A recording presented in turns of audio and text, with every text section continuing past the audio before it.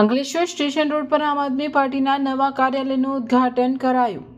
અંકલેશ્વર શહેરના વ્યસ્ત વિસ્તાર ગણાતા સ્ટેશન રોડ પર આવેલી હાજી મંઝિલ ખાતે આમ આદમી પાર્ટીના નવા શહેર કાર્યાલયનું ભવ્ય ઉદ્ઘાટન કરવામાં આવ્યું હતું। પક્ષના સંગઠનને મજબૂત કરવા અને સ્થાનિક લોકોના પ્રશ્નોના નિરાકરણ માટે શરૂ કરવામાં આવેલા કાર્યાલયના ઉદ્ઘાટન પ્રસંગે ભરૂચ જિલ્લા પ્રમુખ પિયુષ પટેલે ખાસ ઉપસ્થિતિ આપી હતી। આ કાર્યક્રમમાં તાલુકા પ્રમુખ નીતિન વસાવા, શહેર પ્રમુખ વિનય વસાવા તેમજ શહેર મહામંત્રી આશિફભાઈ શેખ સહિતના આગેવાનોએ હાજરી આપી હતી।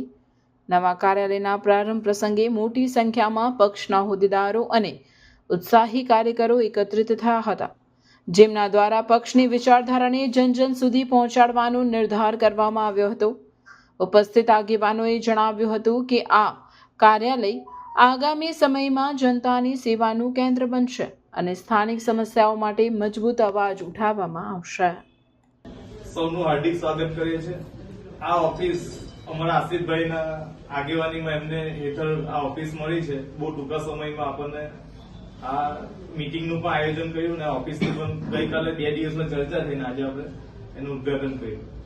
આ ઓફિસ જે શોષિત, પીડિત, વંચિત જે લોકોનું કામ નહીં થતું, જે ભાજપ હાલની સરકાર જે કામ નથી કરી રહી તેની સામે આપણે પ્રતિકાર રૂપે અહીંયાથી લોકો આપણે અહીંયાથી કામ કરી શકીએ। ટૂંકમાં આગળ આપણા જિલ્લાના પ્રમુખ શ્રી આગળની વાત કરીએ છે, અમને વિનંતી કરું છું ટૂંકમાં અમને પરિચય અને માહિતી આપો।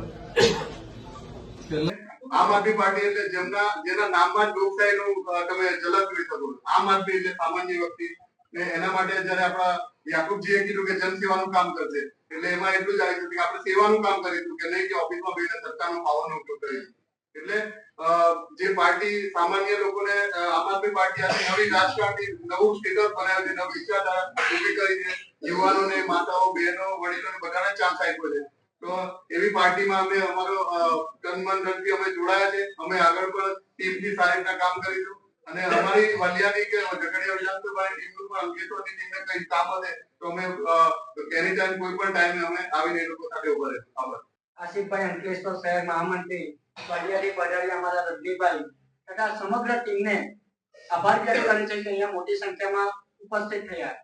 અંકલેશ્વરની પ્રજાને જ્યાં પણ જરૂર હોય ત્યાં આમ આદમી પાર્ટીના કાર્યાલયનો સંપર્ક કરશો।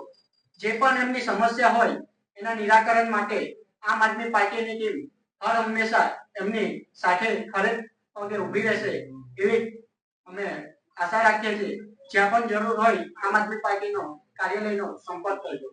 તમામ લોકો પધાર્યા એ બધા તમામનો અમે આમ આદમી પાર્ટી વતી આભાર વ્યક્ત કરીએ છીએ।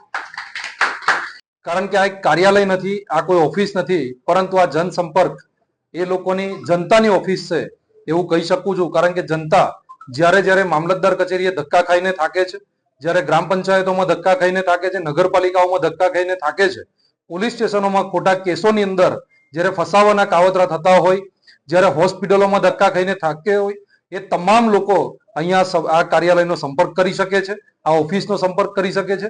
અહીંયા અંકલેશ્વરના મારી સાથે આજે અમારા લોકસભાના પ્રમુખ એવા યાકુબભાઈ ગુરજી, અમારા અંકલેશ્વર વિધાનસભાના પ્રભારી એવા નીતિનભાઈ, અમારા શહેરના પ્રમુખ એવા વિનયભાઈ, અમારી સાથે આસિફભાઈ, જેઓ ખૂબ મહેનતથી આજે અંકલેશ્વરની તમામ જનતાના પ્રશ્નોને પોતાના પ્રશ્ન સમજી અને આજે વેગ આપી રહ્યા છે અને આજે એમને આજે શરૂઆત કરી છે એ બદલ હું તમામને ફરીથી અભિનંદન પાઠવું છું।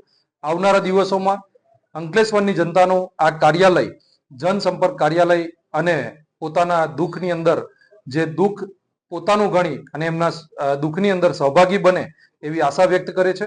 અસ્તુ ભારત માતા કી જય। અમારા ભરૂચ જિલ્લાના સંગઠન મંત્રી દીપકભાઈ પટેલ અને અંકલેશ્વરની ટીમ એટલે શહેરના પ્રમુખ વિનયભાઈ પટેલ, નીતિનભાઈ અને આસિફભાઈ તથા ઝઘડિયાથી રજનીભાઈ અને વગેરે તમામ લોકો ઉપસ્થિત રહ્યા। શહેરના પણ ખૂબ વિશાળ સંખ્યામાં લોકો ઉપસ્થિત રહ્યા છે। અહીંયા આ જે કેન્દ્ર કાર્યાલય શરૂ થયું છે એ ખરા અર્થમાં જન સેવા કેન્દ્ર અહીંયાથી સાબિત થશે।